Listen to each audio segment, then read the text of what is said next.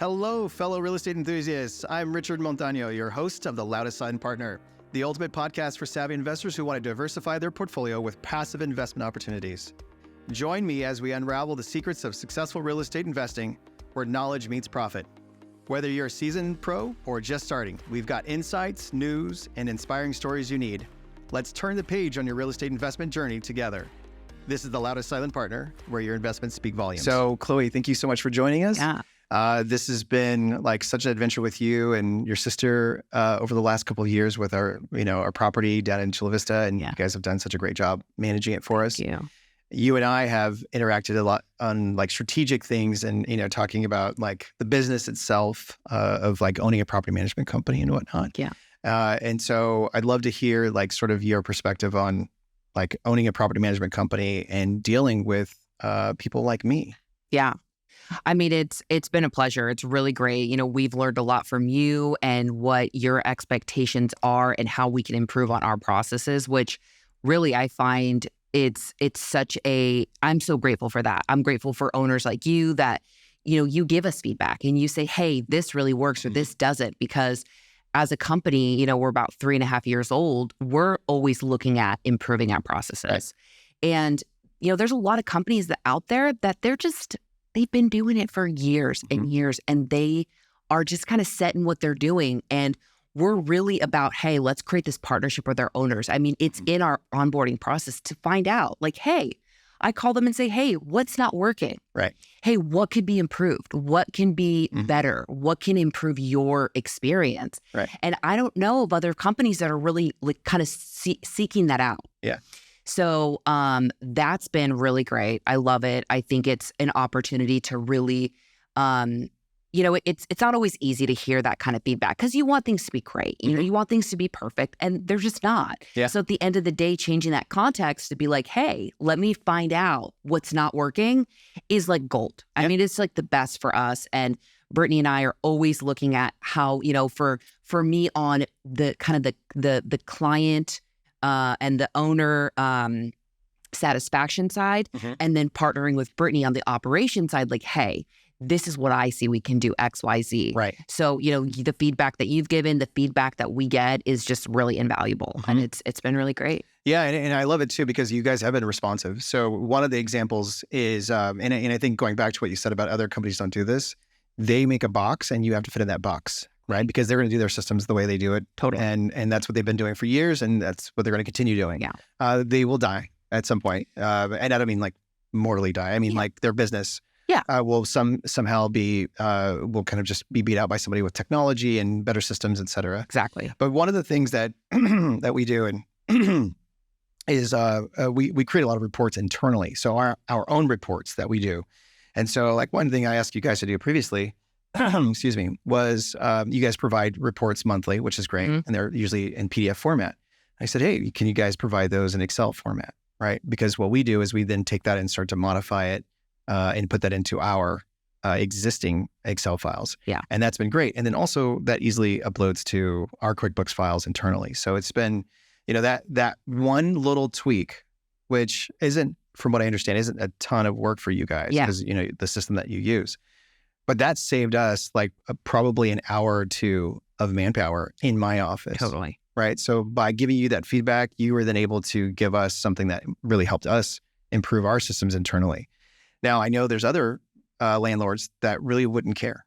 Right. Yeah. They're like, I don't need that. I don't want that. Yeah. stuff. They're like a one-off. Yeah. They're not like, you are an investor mindset. You have a portfolio. Yep. So being able to bring those to our portfolio owners and clients, it's really like a leg up. Yeah. And hey, like we can enhance your reports knowing that from your perspective, you're like, hey, this is supporting me on this end. Yep. So it gives us leverage. It gives us like a leg up with, hey, we can do this. We can provide this that maybe other companies, they'll say, well, we're not going to do that. Right. Because that doesn't fit into our box. Yeah. We don't do that. Exactly.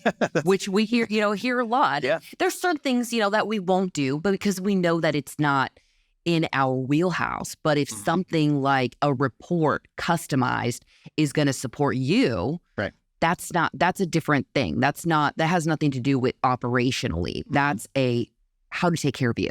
how to make your life easier, how to give you peace of mind internally. That's really what we're all about. Yeah. Now, so having said that, I feel like my standards are pretty high. Yeah. You guys have hit it each time, but are there any clients of yours that have had like too high of expectations or unrealistic expectations? Yeah. I think that's a great question. What I really love about our relationship with you is that your high standards are our high standards. So closing that gap, that just illuminates where we're already committed that you're doing the right thing. Yeah. And it's just an opportunity for us to elevate more from that perspective, from an owner's perspective. So that to me is, there's unrealistic expectations, and then there's a standard. So I appreciate your standard because that just levels us up. Yeah. I think unrealistic is things like, if you hire a professional property manager, it's really, we have your best interest in mind.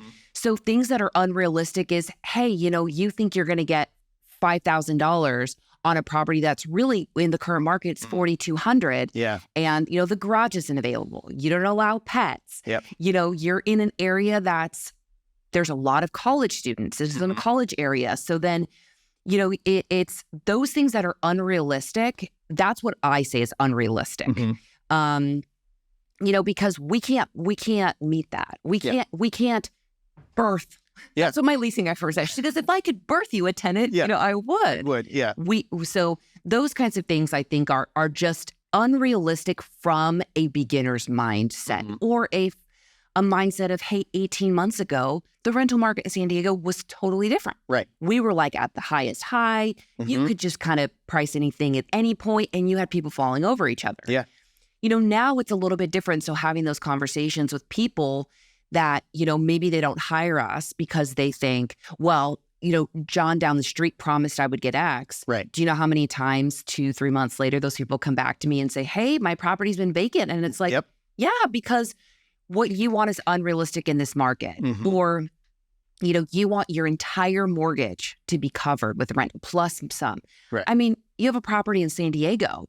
Having an X amount of the mortgage covered is great. It's an investment. There's not a loss. So there's the unrealistic, I think, expectation, the unrealistic mindset from investors that don't understand the industry. And I love those types of kind of newer type of investors because we can educate them. Yeah. The ones that are open to it. Yeah. And the ones that are like, hey, I thought I'd get X, but I got this. And we rent it in the first 2 weeks. They are like thrilled. It's like, hey, great. Let's look at, raising the rents next month or next year. And having that, like, guiding them. Yeah. So I think it's like, it's unrealistic usually with people that are newbies, I would say. Yeah. Yeah. They think that pricing is directed from the landlord to the tenant, whereas like the market tells you what it's worth. Exactly. Right. What the market allows is what your property is worth. And pricing is always an issue, even when I own my brokerage. Yeah. It's the same thing with sellers. They would say, my house is the keyword is unique. So therefore, my property is going to be more than all of my neighbors right around me. Well, every property is unique. Exactly. Which means yours isn't unique. Yeah. Exactly. So if the market's going to allow you to get $4,000 a month in rent, then that's what you're going to do. Yeah. But if not, then you have to be able to accept what does come. I think the second part to that too, that I've seen a lot with is like, from my perspective, my peers, other landlords, other investors, is that they overvalue something to make a deal work. So so I'm doing my analysis to see if I want to buy this property. Yeah. And I say, well, it doesn't make sense. The price, they're asking $5 million for this apartment building. So I need rents to be $4,000 a month. The reality is they're $3,500 a month. Yeah. Right. So then those people will write their analysis to $4,000 a month to make that deal make sense. Yeah. And that's dangerous because then they get, in essence, like pregnant with this idea, going with the birthing. Yeah. Being pregnant with this idea. And then now they take that stupid idea and they come to you. Exactly. Hey, my new loving property manager that's going to save the world. I need you to get $4,000. And now you've got that bag to hold. And I mean, we're not holding that bag anymore. And why we're not holding that bag anymore is because we are a company that is always going to be ethical. We're always going to be honest. We're going to be transparent. I mean, I hate turning down clients that are like, they're they're teed up. I mean, I just had a conversation with a guy in the parking lot about his property. It's a great property. It's unique. It has the best views of the city and all these things. And, where are you getting your numbers from? And asking, and I could almost already see the future of having to tell this guy, hey, I did the analysis and you want 65, but we're probably looking at, we're going to the holidays and we're probably looking more like 6 at best. So having those conversations is my job. And it's my job to protect anybody that does come on board with us. They know I have their back. They know we're being transparent, and also protect my leasing team. Our team they're out there. They're very knowledgeable. So they'll come back to me really quickly like, hey, this isn't priced right. And having those conversations before people even come on board. That's right. Is really what we're about. And as hard as it is, the last thing I want to do is be left with a bag that we can't fulfill. That's right. And that promise that we have, we're just no longer willing to do that. Yeah, I learned early on about, this idea of integrity is really important. It's not just about being honest and saying what you really like, what you're going to do. It's also about being honest even against what your client wants. And so sometimes you have to fire that client because they're just not going to ever get to that point, or at least they're going to make it really difficult for you. Yeah. So have you ever had to fire a client? Yeah. Yeah. Totally. Yeah. Brittany and I, we're all about, helping and doing it. And we hate having those kinds of conversations, but we have really gotten to a point where we're like, listen, we know what we're doing. Right. We had to fire a client that I knew from the consultation, like the initial conversation I had with this guy and the wheeling and the dealing that he was doing, and then, wanting it priced at X when we really knew why. And that was before we saw this shift in the market. So we were like, okay, and everything that came after that was just like one unreasonable thing after the next, to, even the negotiation of our fees that I did, and I did as a concession, like, hey, you know what? We really want to help this guy. We really want to, he's in Texas. We want to do this great job for him. That a month after, with the plethora of things, and then the just things like, yes, we protect our owners. But, tenants are also our clients. Right. So there's certain things that when they just become unreasonable, we said, listen, you have expectations that we just can't meet. Here are 3 other property management companies that they might be better suited for you. And instead of feeling like, okay, this isn't something that we can't do, it's like, no, this is what we do. This is what we can be counted on. This can deliver on. And then firing, essentially terminating the management. And really protecting our tenants and protecting ourselves as a company. Doing things by the book, doing things, you can't just charge tenants things for your house because you don't like it or you don't want to pay for it. It's a part of, being a landlord. So 100%. That's probably the most recent one. But yeah, things that as we grow, as we get more experience, seeing that maybe properties that we, first onboarded, it's just not really a fit anymore. But then giving them options, like, hey, here's 3 other really great companies, make sure you interview them, make sure you vet them. But, not just like, hey, peace out, high and dry, but really like here, these people might be better suited for you. A polite, helpful termination. Exactly. We've had to do that in our space as well. As a syndicator, I have investors who've invested with me, and we had one investor who came. We closed the deal. We made a pretty good sum of money. She made like 18% ROI. So she was really happy. When it first happened, and then maybe 6 months later, she calls me really upset, screaming, yelling, telling me that I took money and all these different things, and that she should have made more. And so in our pro forma, we actually did think we're going to make slightly more than that, about 20%. And so 18 and from 20, right? So the property, I high five, chest bumps, we're all psyched, right? And she's just really upset. And so I finally calm her down. We talk through it, and it's good. It's fine. But I was thrown aback by this. So the conversation's over, moving forward. Somehow she found out we had another investment. She came to me, she says, Rich, I want to be in on this deal. I said, sorry. But we're closed. We're closed. We're closed. This project is funded and we're fully, closed. So, but anyway, I had a conversation with her after that. I said, I can't deal with the instability of you having a misunderstanding of what we're actually doing here. Yeah. I am not a machine. I am not Nostradamus. I can't predict the future. I know what we probably can do. And I've been doing this for a very long time. And you have to trust that I do this, but certain things can happen. And so if you can't be a person that understands that, then I can't work with you. And I think what you have to understand is that I'm going to do it if you were going to try to do it yourself, I'm that person as well.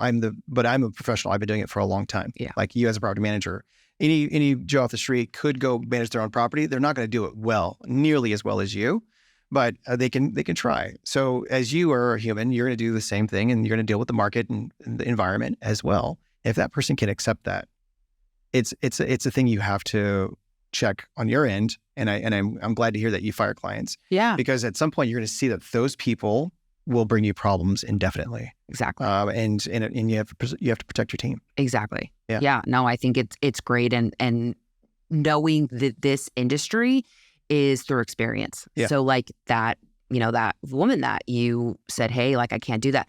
It's unpredictable. I mean, when we were flipping houses and buying and doing that whole bit, you really didn't know, construction timeline, then the market changes. Yeah. And then there's so many variables that without having gone through it, yeah, maybe you were expecting that 20%, but there's a whole lot of variables in the industry that you just have to kind of ride with. Yeah. So I totally get that. And if you don't need that, it's kind of like, hey, do you want to be involved in this and in this investment opportunity? Yeah. Great. But if at the end of the day, that's going to lead to upset, annoyed expectations that can't be met, then you don't need that. Yeah.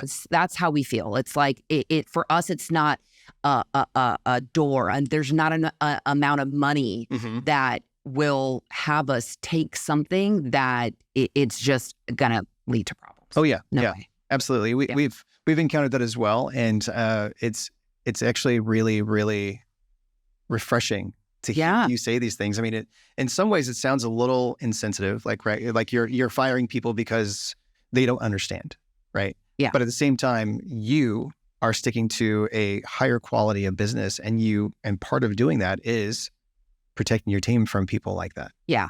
Because it does trickle down. Oh, yeah. And we saw that, we saw that in the shift in the market. And I am the person that's talking to onboarding all new clients and having those conversations. I mean, I have a gal that, you can already kind of start seeing it. I had a conversation with her earlier this week, and then, sending me an email yesterday at, 2:30, and then, texting this morning and calling. And it's like, it hasn't even been 24 hours. Right. I'm there are things that we're doing it, and I'm human, I'm a person, and that it's already, and then having those conversations like, hey, it seems like you have an expectation that you're going to get X response time. I'm going to be very transparent with you. Right. This is how this looks.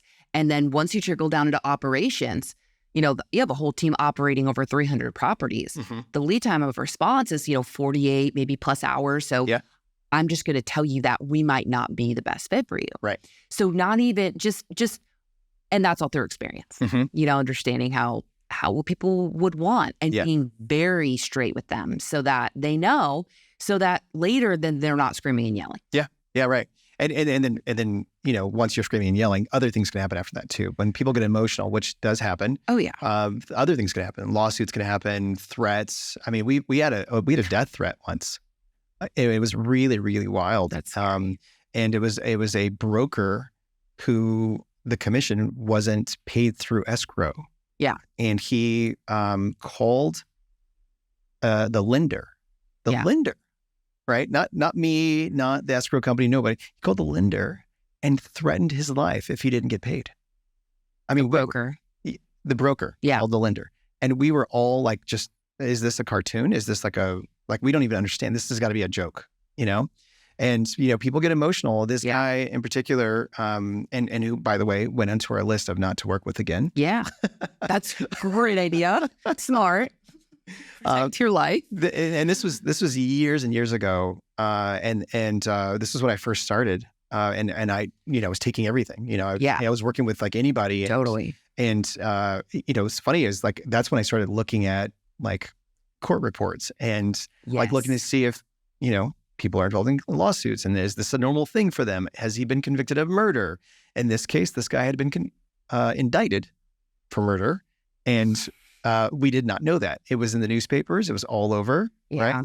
It was years prior to us working together, but at the same time, you could see that there was a possibility of some like crazy stuff happening. Yeah. Totally. So doing a little research on, potential clients is a big part of our business now. And we do it in an ethical way. Yeah. So we're not trying to dive into people's personal lives and things like that, but in a business sense, we do that. Do you guys do anything similar to that? Like before you take on a client? No, but now I feel like we should.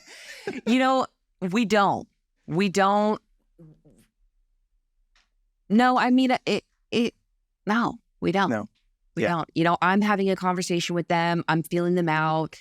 There's certain things that I've learned over the years that, are red flags. Like just something as simple as like, how many times are they going to follow up? And I'm like the queen of follow up. I'm prompt. I'm usually available, in the afternoons, but now there's like a little sort of red flags, or kind of wheeling and dealing, and people are like, oh, can I get a deal, or can I do this? Oh yeah. So then it's you start to pick up on where does the value of your service start to get. There's just little things that So we don't look into we do that whole bit on the tenant side, that whole process, but not with owners. We don't. Yeah, it's interesting. I started doing that after that interaction because I actually was afraid he only made the threat to one person, but I was actually afraid for everybody 100%. That interacted with this guy. So, we started looking into little, things like that. And we also noticed too, when we started doing that research, we started seeing like who was litigious, right? People who would flippantly throw lawsuits out and things like that. And so, it was incredible what we discovered in this process. And, we weren't doing background checks or anything like that. We were looking in the public domain. Yeah. And so, we do, if we want to do a background check, we do check and get approval and signed approval. But, that's usually with somebody who's like coming in, working for us internally or something like that. Yeah. But just doing business with was interesting. And San Diego's a very small market. It's a small, big market, a big, small market. Yeah. So and so a lot of people know each other. Yeah. So, totally. You're networking quite a bit right now, and you're meeting a lot of people, and, it's a few rocks you turn over before someone has already heard about you or. Oh yeah. I was having a conversation with an agent, and she knew something about a friend of mine, her sister, and this thing. It's just like really personal things. Yeah. And it was some connection with someone that did something out, not even in San Diego. And it was like immediately, and she was like, oh, I know that the person with the juicy details, and it's like, okay, it is. It's so small. And especially in this industry, people are doing deals. And I was talking to an agent this morning that I think the biggest thing in the industry is really your reputation. Like, how do you handle things? And, how do you do deals? And are you paying the people that are, all that whole bit? And for us, it's so just implemented, not only in our business, but in Brittany and I as human beings, as people. But it's so small that it's the things that you were saying about. Oh, yeah. Who's going to throw a legal, suit on you, or what's going to happen. I think what's valuable in what you just said is, if we're going to acquire a property management company, or we're going to acquire, a portfolio, then that makes sense. Like doing a little bit more research, finding out, just kind of the reputation of whether it's a broker or a company, so that you really know kind of like who you're dealing with. Yeah. So that you're not putting yourself in a situation that you then can't control people, and what their behavior's like. Yeah. Yeah. It's been like I would say, a really fun experience. Yeah.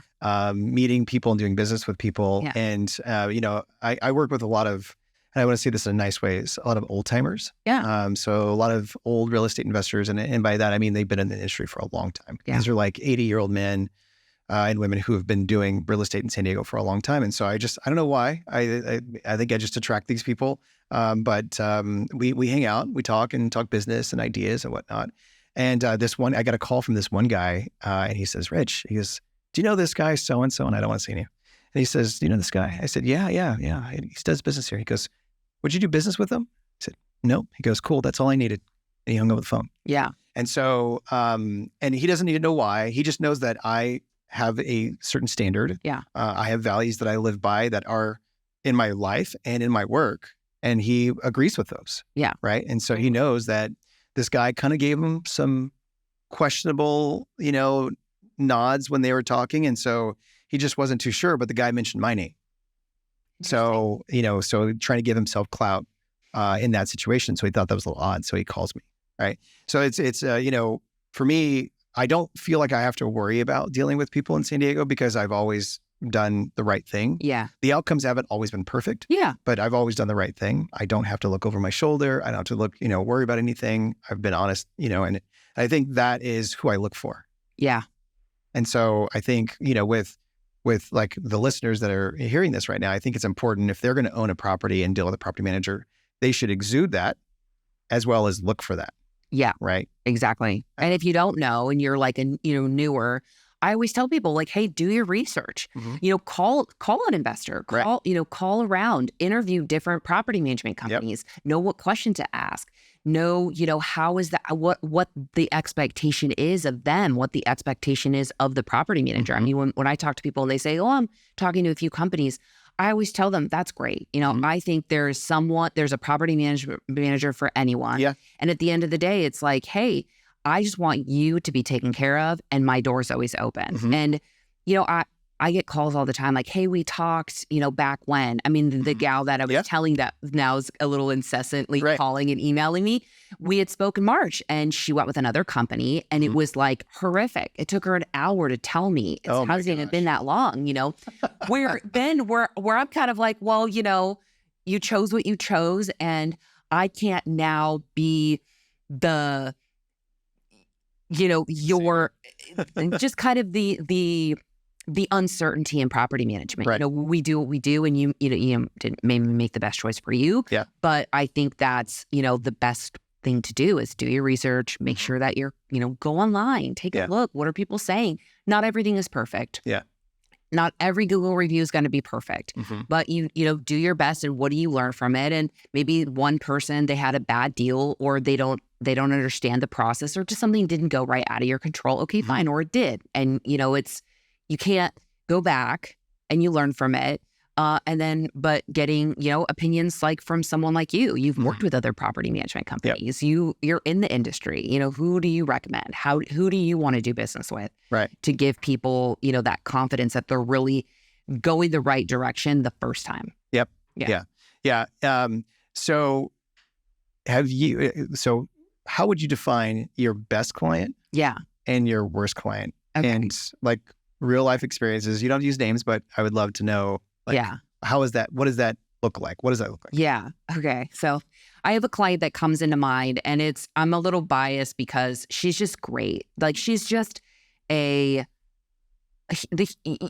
call her to check in when I'm kind of having a bad day. Mm-hmm. And I'll just say like, hey, what's up? Like, how are you? I just want to make sure, I saw this recent maintenance order. Like, how did that go? Mm-hmm. How has it been? And she's just such just a breath of fresh air to talk to. She's really happy. She's great. She's lived in San Diego for years and years and years. We acquired her from another property management company, and she just is thrilled. Loves all of our service. We're actually going to onboard another property of hers. So I think, it's kind of a twofold. It's like, it's always great to talk to someone that's happy and that it's going well. So that's a little bit on a bias. I would say my ideal client is someone that really appreciates a good property manager, that appreciates our communications and our callbacks. Maybe it's not within the same business day, but that we're getting back to you, that you're getting your money on time, that all those things are, and they don't need to appreciate us, but that they understand the value of a good property manager. Right. And that for them, they see that what they're paying, they're getting that value. Yep. Whether they say it or not, it's reflected in that they've been with us for years and years and years. And that I would say is really my ideal. And whether it's you have one property, you have 16 properties, whatever it is, we work with all different types of owners. Right. That to me is really an ideal, that they have that mindset and that the investor mindset, that they know the market changes. That's right. They know that things change from year to year. So that would be, I would say, my ideal. And I think before you go to the opposite of that, I think one of the components there that's underlying with what you just said is that they see you as a teammate, and not as an opponent, adversarial, 100%. Component to their business. And so I think that's interesting, because when you have people come in as with unrealistic expectations of you, it's already creating sort of an adversarial relationship, because they're saying you have to do something different from what's real, and if you don't, I'm going to be pissed. Exactly. Right? So I think that acceptance of us being a teammate, or teammates, is really important, and that's what I see in you guys. Yeah. Like when we work together, we're working together. Oh yeah. To accomplish something. 100%. I don't need to be bigger than you, or you bigger than me, and my ego and your ego. We're none of that. No. I just want the business to run well. Exactly. For my clients. Exactly. Right? So so I just heard that as an underlying partnership is a huge thing for us. Yep. Because we are partners. Mm-hmm. I mean, we literally are partners in having this be successful for you, for them, for the tenants. I mean, it really is a partnership. And on the flip side of that, I would say the least ideal owner client is someone that doesn't see that partnership and that they do see us as an adversary. Yeah. They think, we need to make a price adjustment because we want to do that. Mm-hmm. And it's at the end of the day, our management fee is based on what rents we can get. Right. Why would I want to lower? My goal and job is to get the property rented. Yeah. So if it's going to rent for this, price, then that's what it's going to rent for. And that's really my job. So I would say just it's kind of a combo. It's like the unrealistic expectation of whether it's from communication, whether it's from, pricing, whether it's, there's so many different things that it's that having that kind of friction or having, the questioning certain processes or protocols or wanting more beyond what we've established, and that it's not like a feedback where we can see the larger picture, like what we've gotten from you. I would say that's, the least ideal because we're not able to fill in our promises. And that I would say is probably 10 times out of 10 why we complete management with some of our owners, because it lacks integrity for us inside of our commitment and what we're out to what we're promising you. Yeah. So I tell them this isn't, we can't deliver on what you need. Yeah. So you need to find that somewhere else. Yep. So I would say that's probably the least. Yeah. I would agree with that 100%, because I think that's what causes the biggest problems. You have clients who can say, a lot of different things, but if they're opposing you all the time, if they're not working with you, even, we had, because we had our property management company for a while, we had owners who would go in and do things without telling us on a property. Yeah. And then all of a sudden, we see a tenant's like, what the heck? Now my water isn't working or something happens and we're going, what are you talking about? Yeah. So we didn't do anything. And so is there conversations that you have with landlords about that? Like, hey, this is now hands off. You're there, I'm here. We're going to handle everything for you. If you need to do something, you communicate or what, how do you guys handle that? Yeah. So, we handle it from the legal standpoint, that there are certain legalities that we actually had an owner that we were dealing with that issue. She was kind of going into the property and she had been managing it before. And we had to complete the management with that because it's, hey, we have to legally give 24-hour notice to enter a property. Yep. And on our side, we're always looking to work with tenants. So yes, legally you have to have 24-hour notice, but we're not the kind of company that says, and if you don't let us, we're coming in either way. Unless it's like, absolutely, we have to do it. It's they're being unreasonable kind of thing. But yeah, that's when those types of things come up, that's not our market. Our market really is for people that are looking to be hands-off. Yeah. So at the end of the day, it's, well, if you're going to handle and manage all that, I can't collect a management fee from you. That doesn't, that's not fair to you. And then kind of giving them back the property. So having to have those kinds of conversations inside the larger context of, is this really the type of owner that's going to benefit from our management style. We take care of everything. We don't call our owners and say, well, what vendor do you want to use for XYZ? Right. It's like, we have our vetted people. We're doing it. We're working it. We're doing everything. So that kind of sort of hands-on, but sort of not. We're moving farther and farther away from that because it makes our job really difficult, and it can be very frustrating for the tenants. And then you're also putting yourself in a situation where the tenants, can take legal action against you. And we're just, we recently had to terminate, but because of some other kind of issues. But it's kind of in that vein where, we can't put ourselves in that situation when, we got to protect your company. Yeah. Yeah.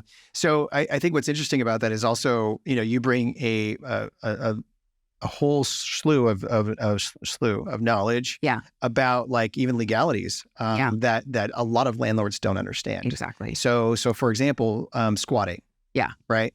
Like how is that handled? And so like a typical landlord that doesn't really understand all the laws would just walk in and be like, get out, drag this person out of the house and because it's my property. Yeah. So I mean, have you had any experiences with that, or do you? I mean, I would love it if you could elaborate on that. Yeah.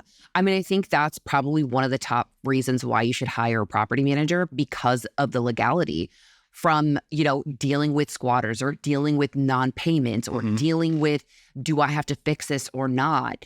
That is a huge thing that I see as very valuable with, hiring a property manager, specifically like say in a squatter situation. Trying to deal with that or manage that on your own is not a good idea. Yeah. Because a lot of the times, I've had conversations and owners are like, well, if I was in town, I'd go over there with a bat or something, right. Just talk about it. We don't know, like, crazy things where we have an amazing attorney we work with. I mean, shout out to her. She is, and she really is an extension of Rich House and our partnership. So when we're not sure about certain things or how to go about them, we get on the phone with Michelle. Yep. And we're like, Michelle, this is what we're dealing with. And she has a very similar mindset, business ethic, everything that Brittany and I have. So it's so perfect. And now she's like a friend. I mean, it's really difficult to find an attorney in this kind of industry that's going to return your calls or emails before 5 business days. Yep. Michelle's like a phone call away. Yeah. It's really, really great. So with squatters or eviction, the process, we've learned so much because of our partnership that she will guide us through. And that's what I always tell people, like, listen, I'm not an attorney. Yes, I know certain things and they're constantly changing. I'm going to get back to you when I talk to my attorney. Yep. So that, we had squatters and I went to Michelle and she was like, hey, we still have this eviction on the books. We knew that it wasn't the tenant. It was probably like a buddy or something.